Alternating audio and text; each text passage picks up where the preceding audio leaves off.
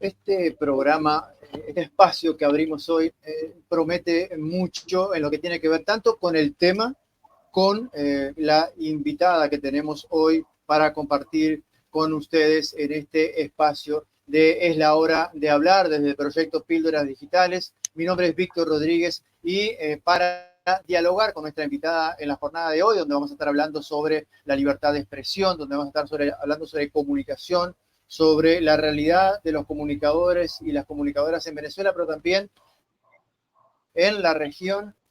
Vamos a invitar y nos va a acompañar en esta oportunidad el profesor José Mendoza, que le saludamos. ¿Cómo está, José? Hola, Víctor, saludos a toda nuestra audiencia. Un gran placer estar nuevamente aquí en este programa y bueno, con una invitada especial para tratar este tema fundamental para el conocimiento de la región latinoamericana sobre la labor de la comunicación, la importancia de la comunicación para los pueblos y, por supuesto, el periodismo y la libertad de expresión.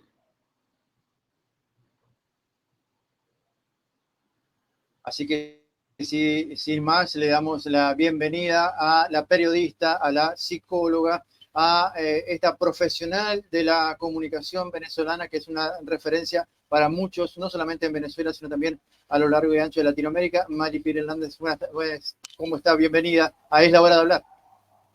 Saludos, muchas gracias por invitarme a su programa. Saludos a todos.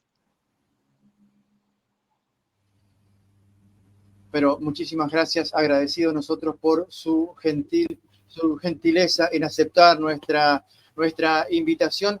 Como principio quieren las cosas, nos gustaría, primero que nada, como que dar un pantallazo, ¿no, Maripili? Mucho se dice un día sí y otro también sobre cuál es la realidad de los medios y de la comunicación y de los periodistas en Venezuela. En un minuto, si te pediríamos en un resumen, en un pantallazo, ¿cómo podríamos describir la realidad de la comunicación, de los medios, de los periodistas y del nivel de información y de análisis que hoy reciben las y los venezolanos en esta Venezuela del siglo XXI? ¿Cómo le podríamos pintar este panorama a nuestros usuarios en América Latina y más allá?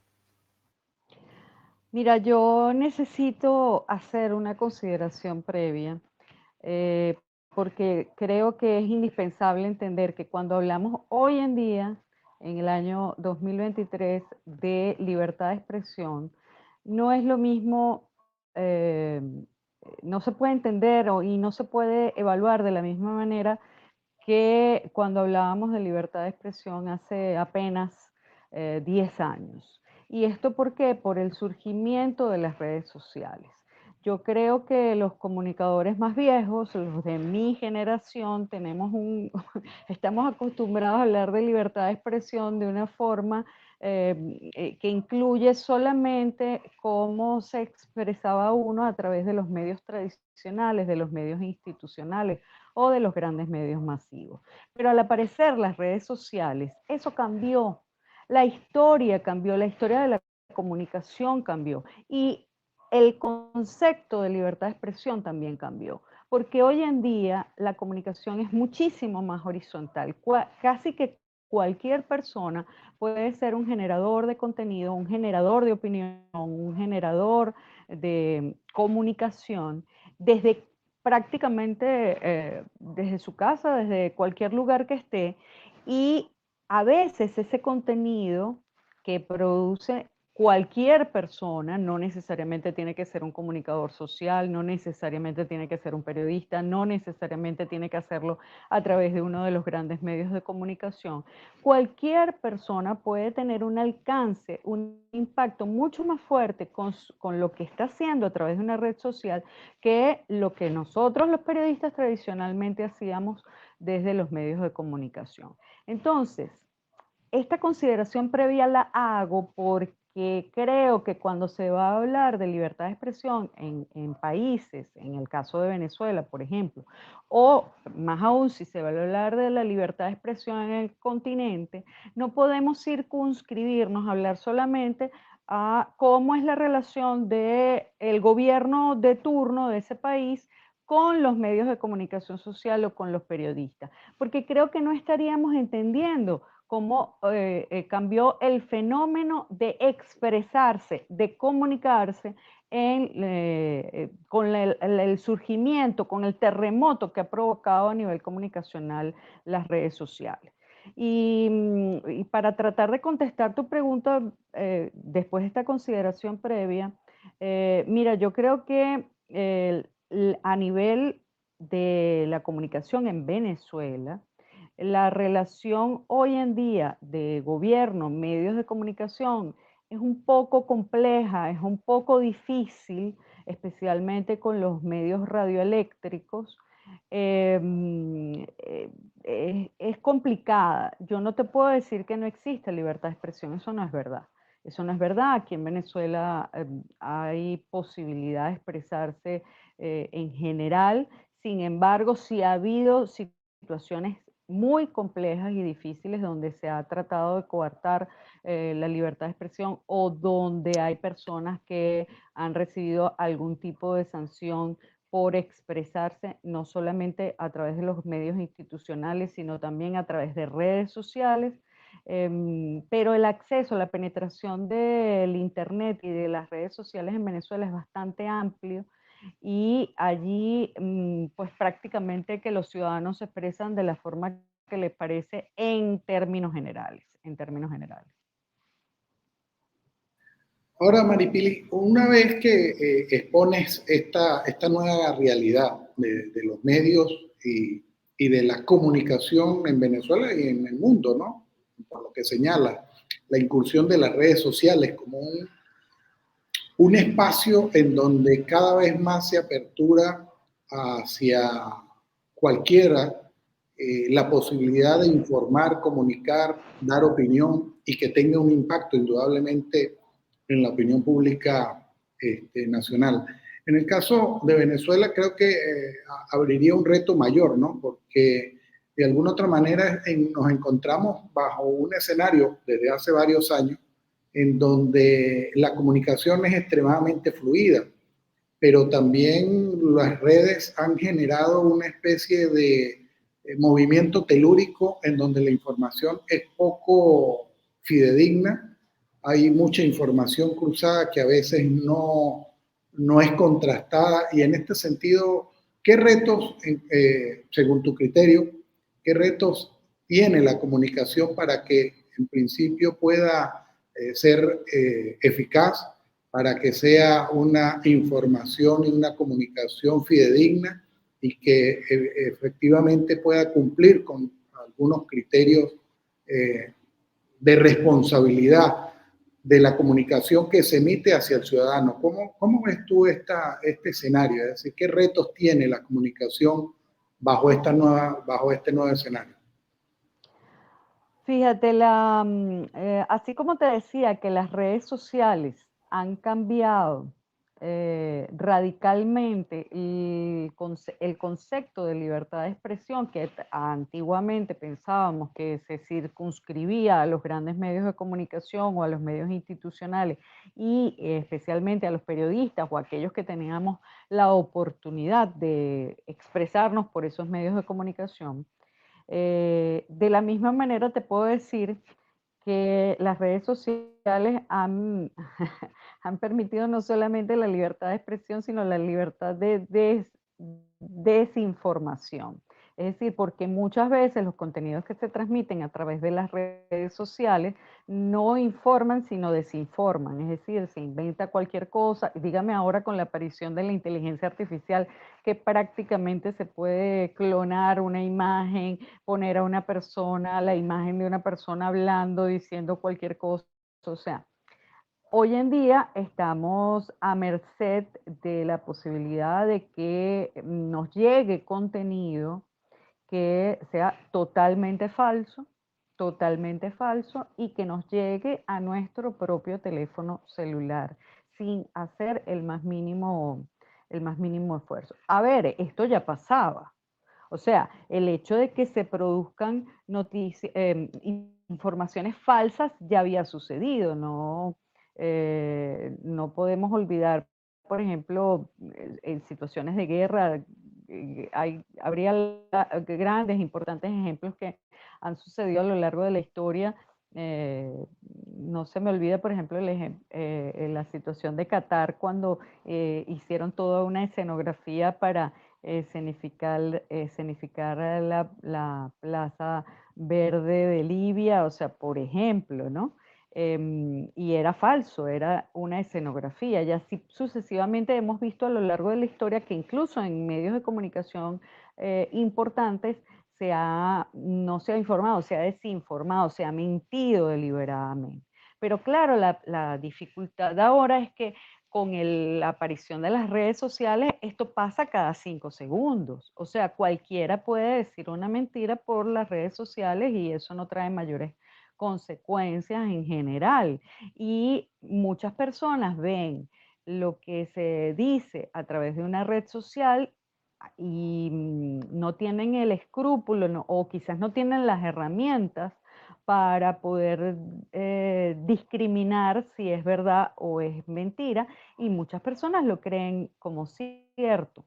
Allí es donde yo creo que todavía los medios los medios de comunicación institucionales y los comunicadores sociales, los periodistas, sobre todo aquellos que quizás tenemos un poco más de trayectoria, tenemos una pequeñita ventaja, no mucha, pero una pequeñita ventaja cuando le llegamos con nuestros contenidos a las personas, porque a la hora de que el ciudadano necesite informarse y diga, oye, tengo que averiguar qué está pasando con respecto a eso, probablemente no va a buscar a cualquier tuitero, ni va a buscar a cualquier persona que hace cualquier tipo de post en Instagram o en Facebook o donde sea, sino que seguramente va a buscar a gente que, de acuerdo a su criterio, tenga cierto nivel de credibilidad.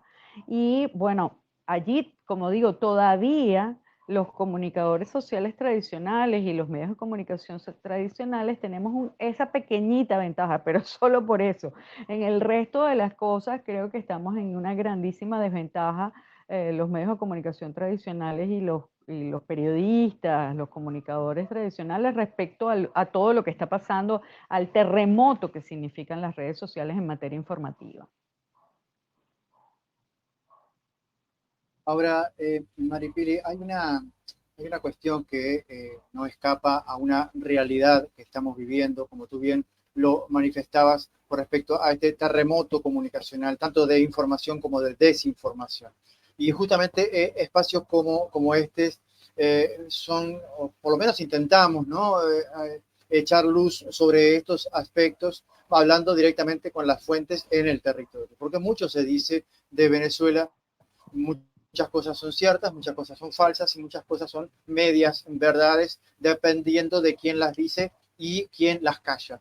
En ese sentido es que queríamos plantear uno de los aspectos que nos convoca hoy, que tiene que ver con uno de los temas que es neurálgico, no solamente para América Latina, sino para gran parte de nuestra realidad contemporánea, que es el acceso a la información pública como elemento de control de los medios de comunicación y de los comunicadores para ofrecerle a la opinión pública información que tiene que ver con cómo se manejan los dineros públicos, cómo se manejan los dineros del gobierno local, del gobierno regional, del gobierno nacional, de los gobiernos de los dineros que usa el gobierno en el exterior. Y en este sentido, donde prácticamente hay un elemento donde las sanciones unilaterales impuestas desde el exterior a Venezuela hacen que las transacciones comerciales del Estado pasen por canales irregulares para llegar, tanto para exportar como para importar productos. Creo también, creo suponer que la información también pasa por otros canales para acceder a esta información por parte de los medios, de los periodistas y de las formas para comunicar. ¿Cómo es esta realidad hoy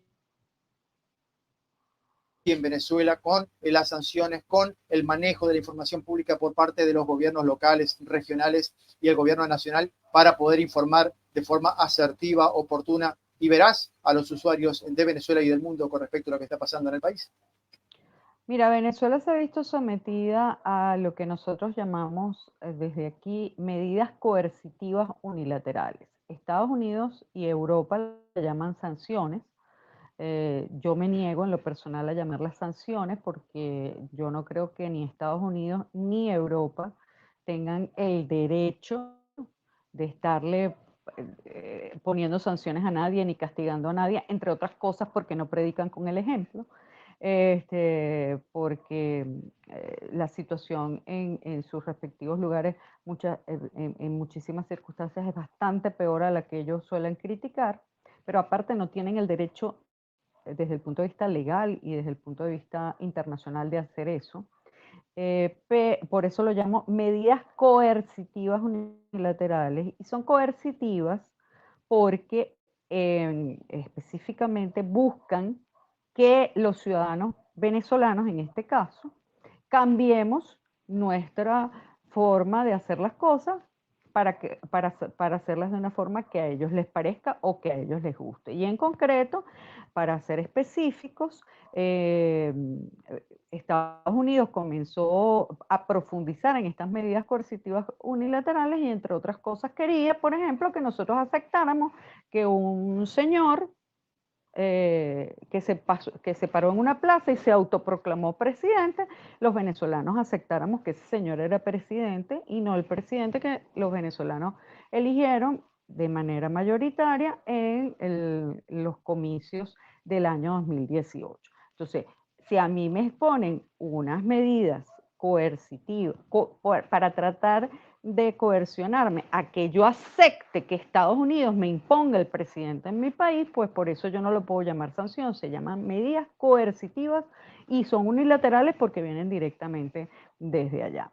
Es decir, solamente las hacen ellos los venezolanos, no tenemos ni voz ni voto en esas decisiones que toman esos gobiernos de esos países. Dicho esto, también hay que decir otra cosa.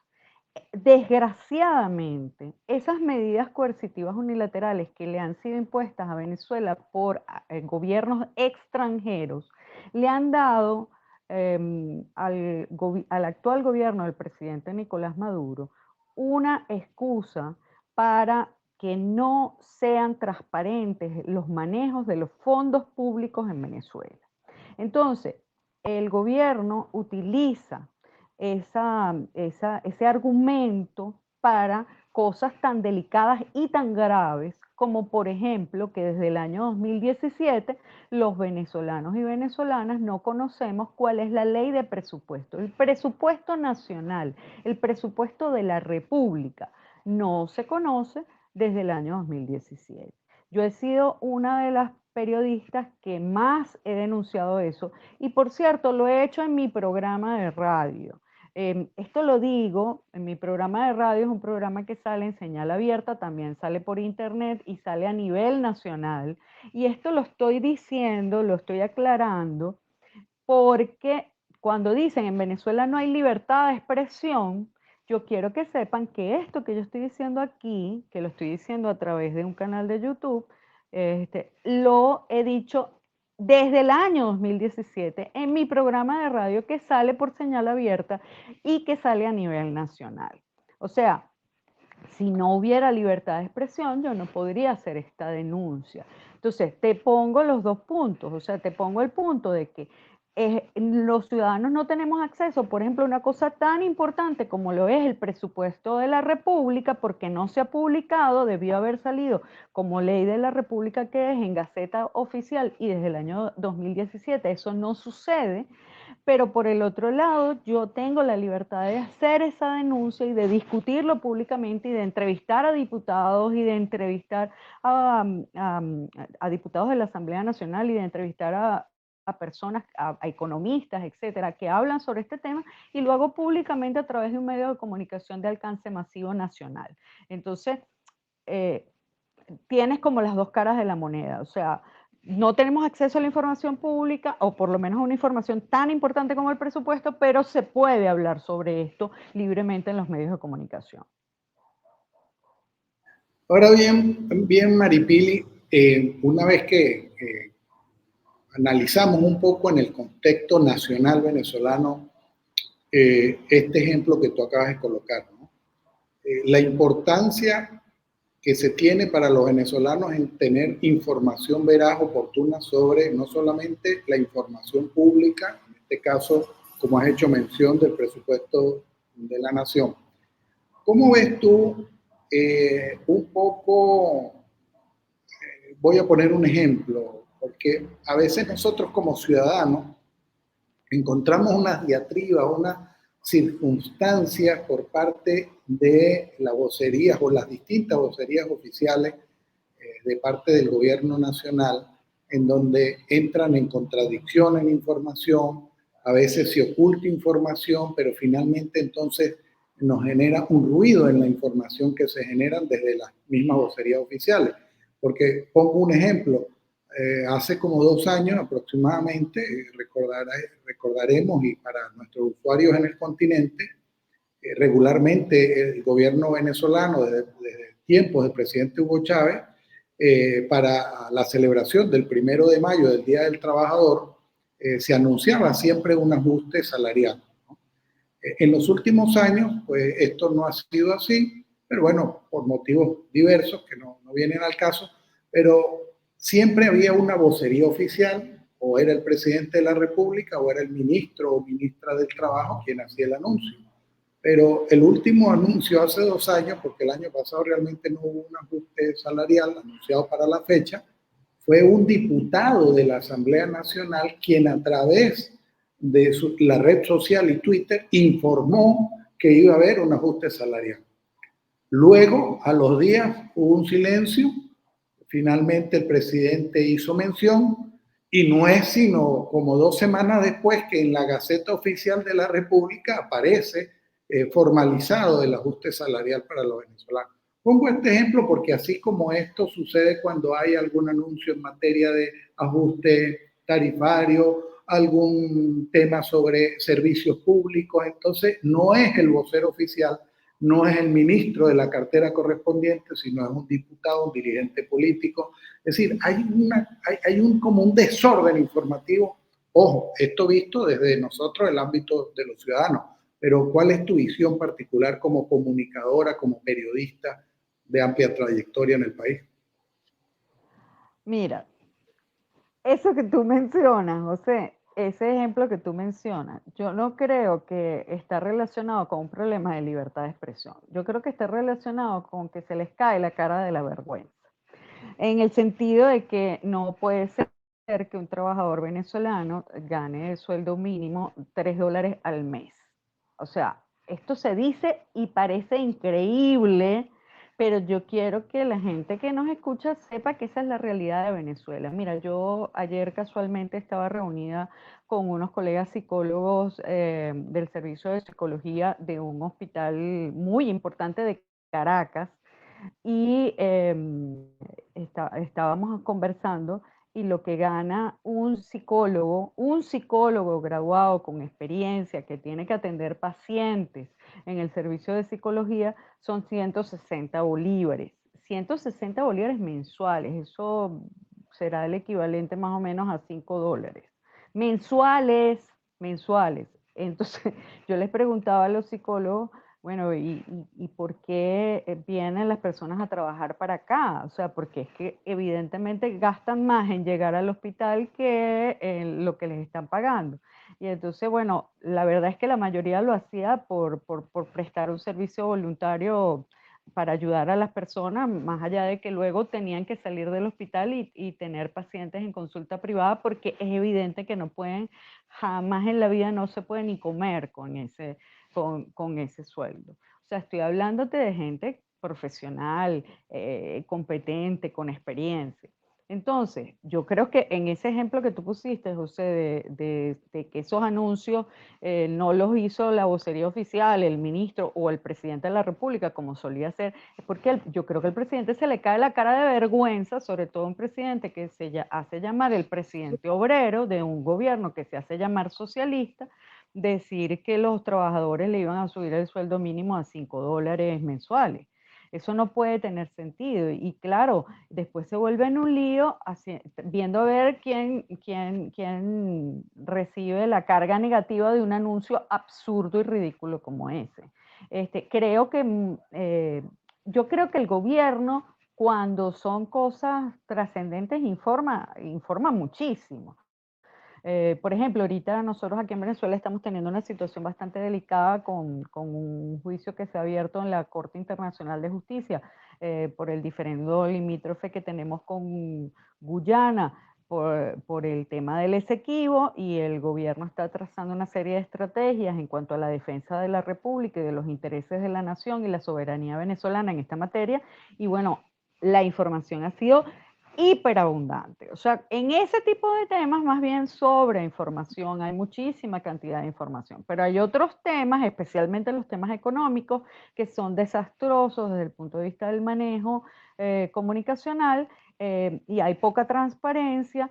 Y sobre todo cuando son temas bastante impopulares como aumento de tarifas o aumento de sueldo, que debería ser un tema popular, pero que en este caso no lo es porque los aumentos son absolutamente ridículos. Entonces, bueno, se pelotean a ver quién es el que va a informar y terminan no informando de manera precisa.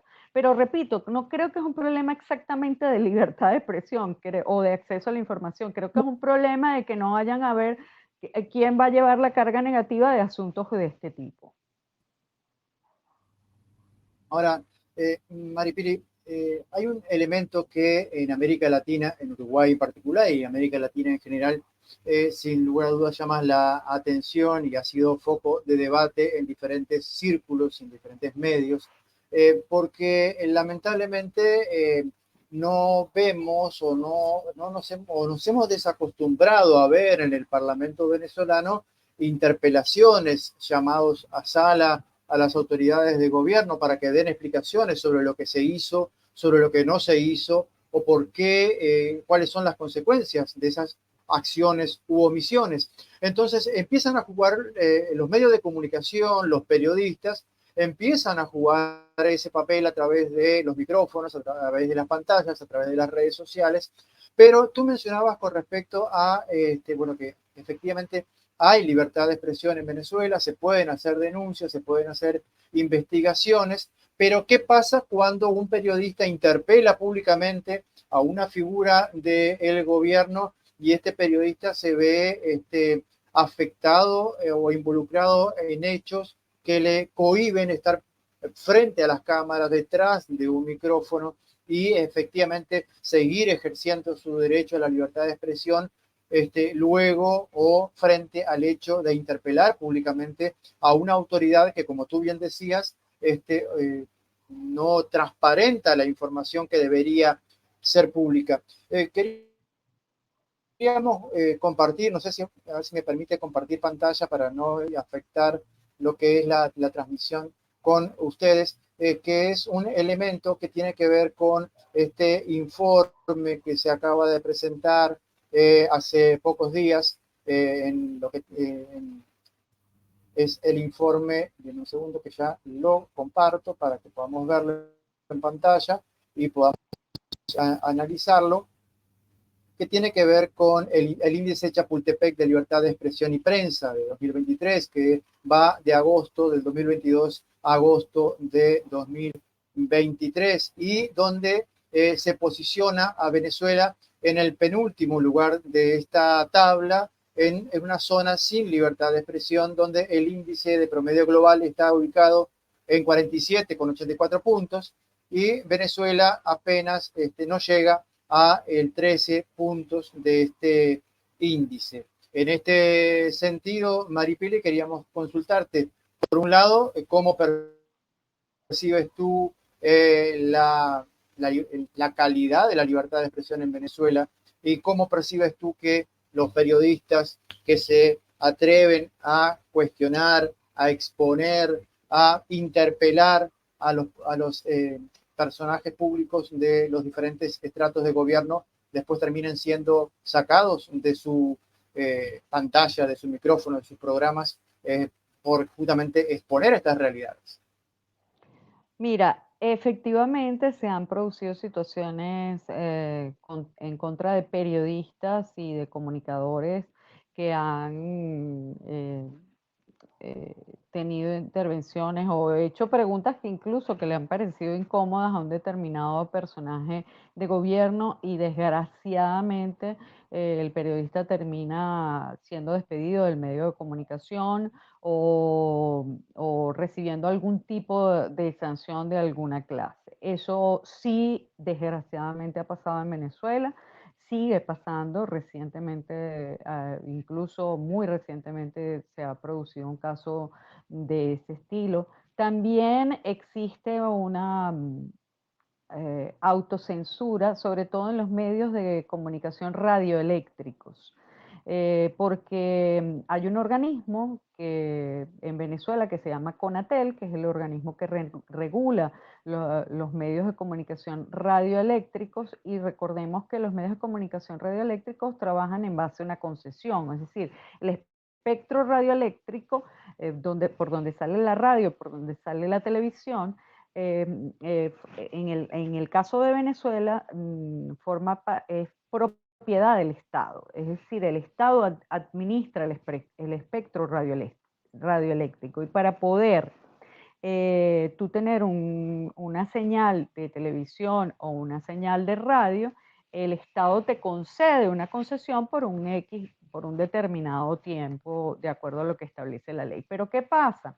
Que como el Estado administra eso y este organismo administra esas concesiones, pues a los medios de comunicación radioeléctricos se les amenaza si su línea informativa o si alguno de sus periodistas o alguno de sus opinadores tiene posiciones que de repente no son del agrado del gobierno, pues entonces se les amenaza con quitarles la concesión, con abrirles procedimientos administrativos de cara a sancionarlos y eventualmente no renovarles la concesión o quitarla. Eso ha traído como consecuencia que los medios de comunicación radioeléctricos, específicamente la radio y la televisión, se autocensuren.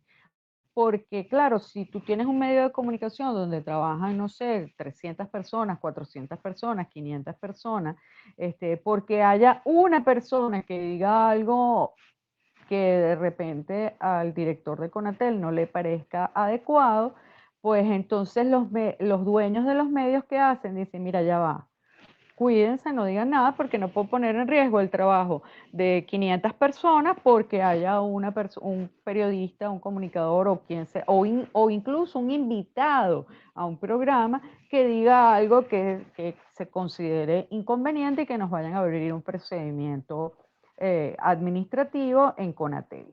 Entonces, eso ha limitado de manera muy fea la libertad de expresión en Venezuela en los medios radioeléctricos. En otros medios diferentes, como te digo, en las redes sociales, que son fuentes fundamentales hoy en día para que se informen las personas, especialmente la gente más joven. Yo creo que la gente de menos de 40 años difícilmente ven televisión, leen, bueno, periódicos más nunca se leyó, más nunca. O sea, la gente va directamente a una página web, pero televisión señal abierta y medios de comunicación tradicionales, la mayoría de las personas de menos de 40 años, por lo menos en Venezuela, la consumen prácticamente nada o muy poco. Yo creo que el único medio que medio se salva es la radio, y porque la radio tiene unas características muy particulares, porque es que la radio llega inmediatamente a sitios muy lejanos, muy inhóspitos, además tiene una capacidad de inmediatez muy particular la radio. A la hora de estar informado de algo que acaba de suceder, la radio te permite saberlo casi de inmediato. Entonces, bueno, ahí de repente la radio la escuchan un poquito más. Pero los medios de comunicación tradicionales no son la fuente de recibir información más importante para las personas de menos de 40 años. Entonces, como te digo, en las redes sociales sí, la verdad, más bien yo casi no te digo que hay libertad, sino casi que un libertinaje porque se dice cualquier cosa. En los medios radioeléctricos en Venezuela sí te puedo decir que hay una autocensura que proviene de la manera como el órgano regulador de los medios radioeléctricos está manejando el tema de las concesiones. Ahora, Maripili, antes de pasarle la palabra a José, que tiene una pregunta para hacerte, no quería perder la oportunidad esto daría para un programa completo, yo sé que estoy abusando de tu poder de síntesis para pedirte esto, pero tú mencionabas el tema de la libertad de expresión en redes sociales, en las plataformas digitales. Ahora bien, lo hablábamos hace poquito con otro invitado en un espacio aquí de Píldoras Digitales que tenía que ver con que estas redes sociales y estas plataformas digitales están dentro de un contexto que muchos investigadores, muchos analistas han dado a llamar el feudalismo digital. O sea, son plataformas que no responden a gobiernos nacionales, que son estructuras supranacionales, donde también hay mucha sensibilidad, por ejemplo, con lo que está pasando ahora en Palestina, con el conflicto con Israel. O sea, sensibilidades donde una palabra se menciona, te pueden bajar el contenido sin ningún tipo de explicación y no tienes a dónde recurrir para que eso se resarza. Ha pasado con presidentes, inclusive más allá de que estemos a favor o en contra, por ejemplo, de la suspensión del presidente Trump de su cuenta en una de las redes sociales. O sea, que tanta libertad de expresión tampoco es que podamos encontrar allí para poder, y capaz que lo podemos decir, pero capaz que después quedamos también fuera de ese nicho de comunicación. Si te pido en un minuto una apreciación con respecto a ese golpe a la libertad de expresión en plataformas que forman parte de este llamado feudalismo digital, ¿cómo lo interpretas tú? Mira, cuando sucedió que en el proceso electoral último de los Estados Unidos, la empresa Twitter le quitó la cuenta, le suspendió la cuenta al presidente en ejercicio de los Estados Unidos, Donald Trump, para ese momento. Ese día para mí marcó un antes y un después en lo que era mi análisis del tema de la libertad de expresión. Porque yo entendí que ahora el problema no es el gobierno de tal o cual país o de tal o cual presidente. Que hoy en día el tema de la libertad de expresión lo regulan los empresarios que tienen el medio más poderoso. En esa oportunidad fue Twitter, pero ahorita estamos viendo con la guerra en contra de Palestina, estamos viendo que, bueno, que cualquier persona que se solidariza con Palestina también le quitan la cuenta de Twitter o la cuenta de Instagram o le bajan el contenido o se la cierran temporalmente. Entonces estamos viendo que los poderes que están detrás de la regulación de la expresión o de la libertad de expresión son distintos a los poderes tradicionales como puede ser gobiernos o presidentes de la república o cosas por el estilo. Y nos pone además en un tema de regulación de la libertad de expresión global. Ya no es un problema que si de Venezuela o que si de Nicaragua o que si de Cuba, como pretenden hacernos creer esta gente que hace el informe de Chapultepec, sobre el cual yo tengo severas observaciones, tanto por quienes lo hacen como por la metodología que utilizan, que me parece no tiene nada que, o sea, ellos se quedaron en el siglo pasado haciendo eso. No han entendido que el siglo XXI llegó, no han entendido nada. La metodología no tiene nada que ver con lo que está pasando en el siglo XXI con la libertad de expresión, por eso no estoy de acuerdo para nada con lo que plantea ese informe ni la forma como está hecho. Pero bueno, eso es otro tema. El asunto es que eh, el tema de la libertad de expresión trascendió las fronteras. Ya no es un tema de determinado país, es un problema global. Y lo estamos viendo porque, ¿por qué? Porque las redes sociales son globales. O sea, yo me puedo comunicar con una persona en China, me puedo comunicar con una persona en Turquía, me puedo comunicar con una persona en Sudáfrica o me puedo comunicar con una persona en Estados Unidos y es global. Nosotros en las redes sociales podemos tener seguidores de los sitios más insospechados.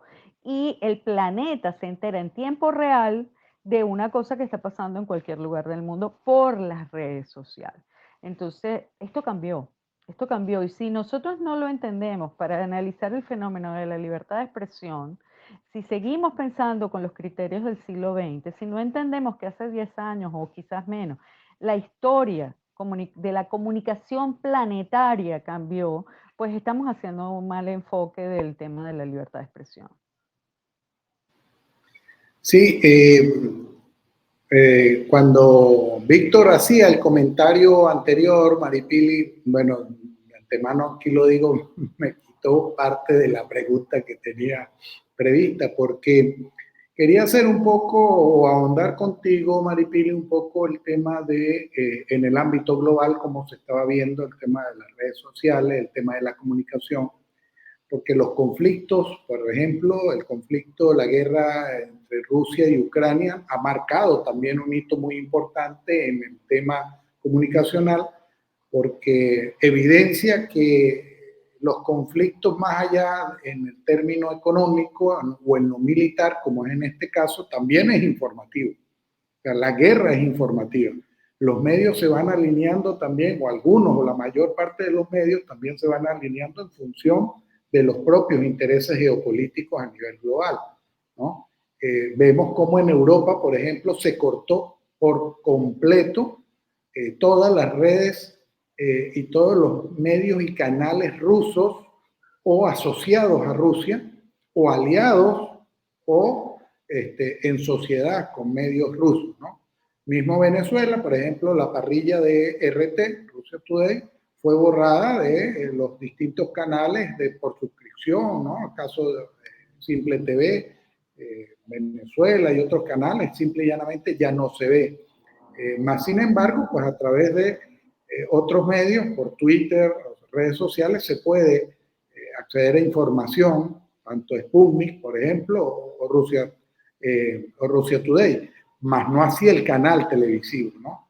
Entonces, bueno, lo que quería un poco ilustrar con esto es que, y de alguna otra manera, pues esta intervención va en esa dirección, pero en atención a esto, Maripili, yo quería preguntarte también cuáles son los retos, ¿no? Ya que estamos en la etapa final del programa, ¿cuál crees tú que son los retos que tiene la comunicación, ¿no? A nivel global y en el caso venezolano?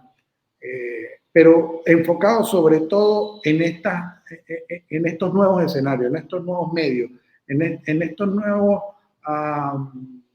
sí, en estos nuevos medios en donde se va desarrollando una comunicación cada vez más amplia, una comunicación cada vez más efectiva de alguna otra manera, que a veces puede ser positiva, a veces no, puede ser tergiversada la información, pero es muy efectiva, o sea, llega en tiempo real y causa enorme impacto. ¿Cuál es tu visión? ¿Cuál es tu opinión y recomendación para aquellos que, por ejemplo, nosotros en el ámbito del análisis también estamos utilizando este tipo de canales para promover información, para promover análisis? Y en este sentido, pues las redes sociales, ¿qué rol juegan?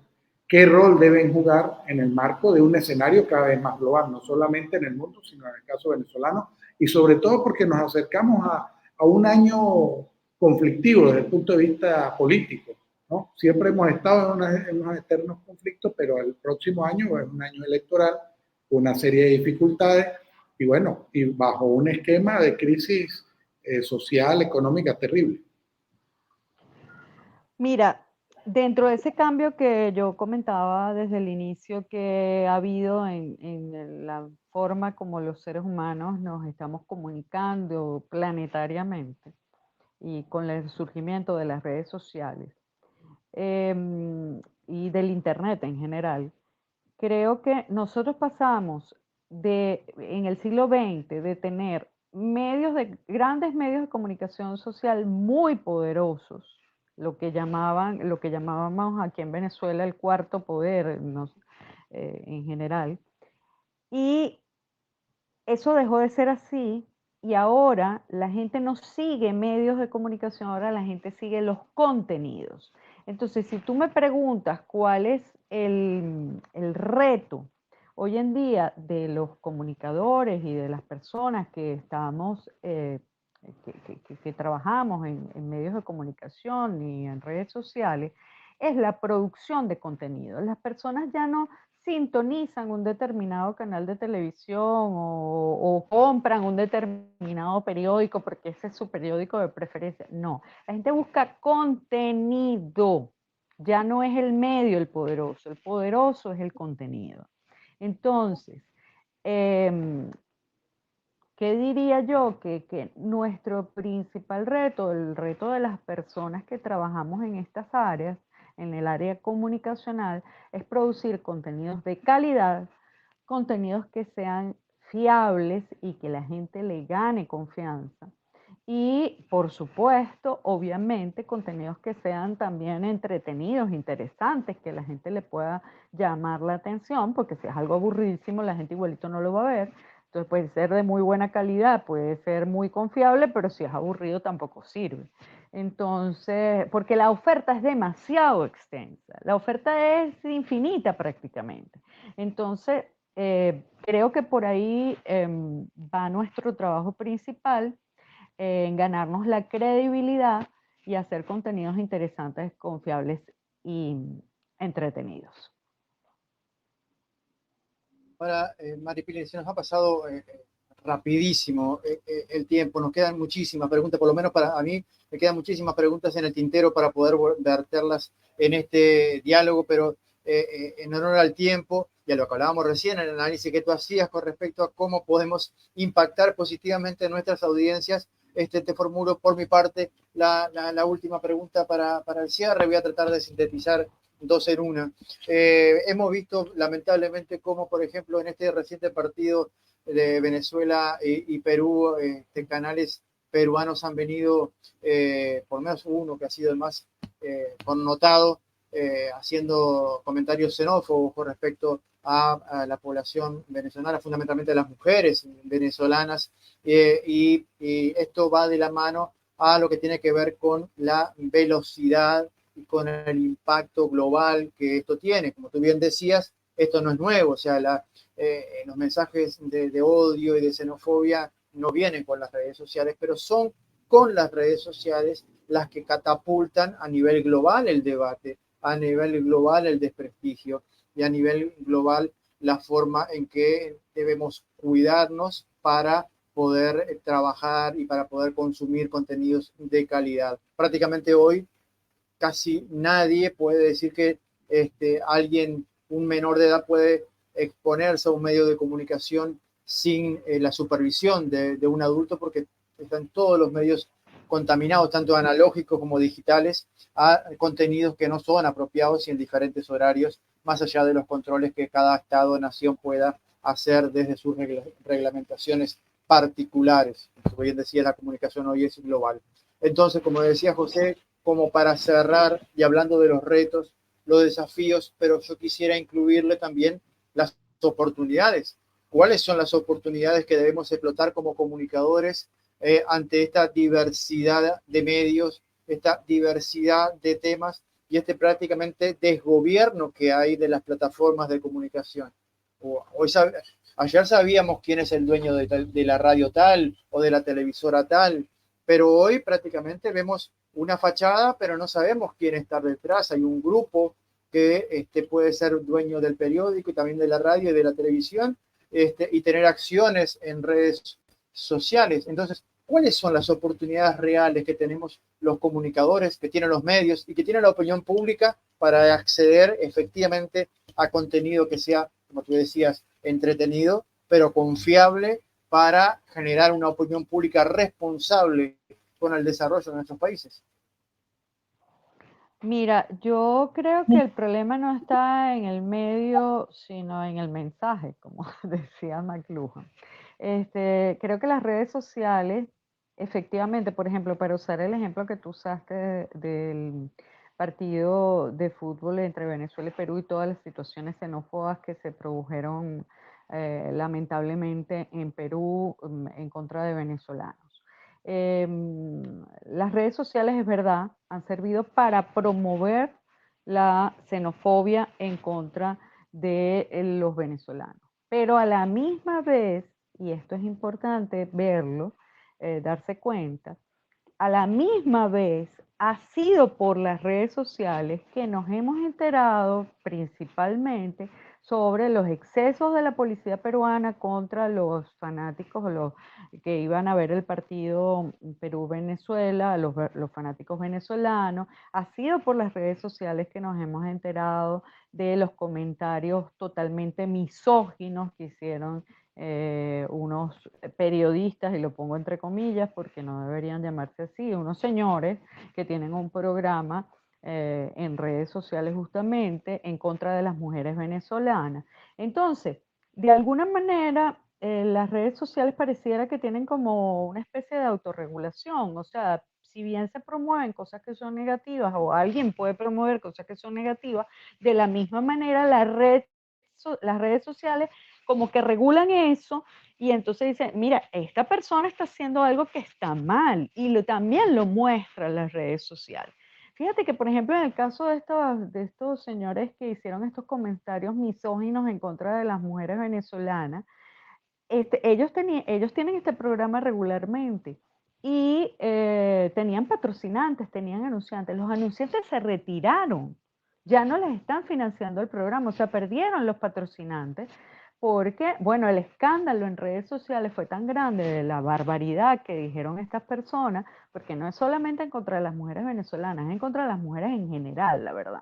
Entonces, que los patrocinantes no quieren asociar su marca a ese tipo de cosas y me parece muy bien. Entonces, eso fue una especie de regulación o de sanción, si lo quieres ver así, que se hizo a través de las redes sociales. Si no hubieran existido las redes sociales, quizás ese tipo de comentarios no hubiera surgido, pero tampoco nos hubiéramos enterado de eso y no hubiera habido todo la contracara de los ataques que estas personas recibieron o la sanción que socialmente recibieron por haber hecho eso. Entonces, a mí me parece que el tema ahorita es educar, educar, educar. La familia para mí sigue siendo súper importante. O sea, los niños que tienen acceso a través de su propio teléfono celular, los adolescentes que tienen acceso a través de su propio teléfono celular a infinito contenido, porque es que ya se pierde de vista y de cualquier tipo. Entonces, bueno, ahí yo sí creo que padres y maestros tenemos que estar todo el tiempo explicando, cuidado con lo que ves, cuidado con lo que recibes, no creas todo lo que te llega por las redes, ahora con la aparición de la inteligencia artificial se puede inventar cualquier cosa. Los chamos son súper inteligentes, los niños son súper inteligentes, y que saben más de redes sociales que nosotros, saben mucho más de redes sociales que nosotros, entonces, pero hay que orientarlos, hay que explicarles y sobre todo que no crean todo lo que es y que si ven algo raro, que nos cuenten, que nos digan para que a sus mayores, a sus padres, a sus maestros, etcétera, para que uno también pueda como chequear qué es lo que está sucediendo allí. Pero yo no creo que se puede regular, es indetenible, o sea, esto no tiene manera de regularse como no sea con la conciencia y la educación. Bueno, Maripili, de verdad que estamos altamente agradecidos por tu participación en el programa. Yo creo que en esta última parte envías un mensaje claro, no solamente a los comunicadores, a los periodistas, a quienes de alguna otra manera vamos incursionando en este tipo de labor y de trabajo, de análisis, de información y que queremos divulgar, queremos también hacer un trabajo de mostrar a otros la información, datos, estadísticas, análisis, estudios que se puedan hacer de distintos ámbitos. Pero creo que también nos deja al final una enorme reflexión porque no solamente es responsabilidad de los medios y responsabilidad de los periodistas y los comunicadores, sino responsabilidad también de nosotros como ciudadanos, como padres, ¿no? La familia, porque bueno, igual que tú, igual que Víctor, mi persona, pues tenemos hijos y debemos hacer un trabajo, una labor pedagógica para poder, no solamente a los hijos, sino también a la población, al resto, informar, hacerles dar a conocer del uso adecuado de las redes, de los medios y sobre todo del contenido. Tener mucho cuidado, saber filtrar la información.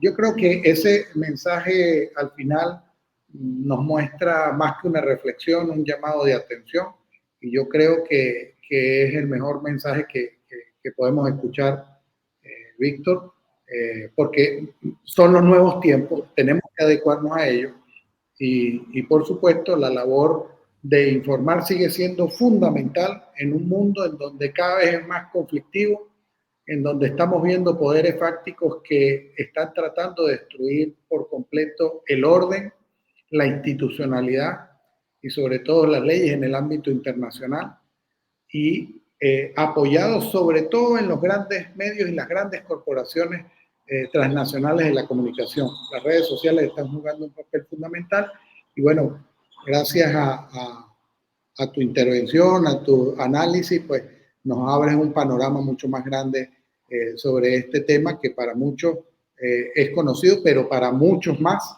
es desconocido y bueno, y estamos de verdad agradecidos contigo. Quedó muchos temas también y preguntas en el tintero, pero bueno, será en otra oportunidad, así que bueno, me despido de la audiencia, de ti, Maripili.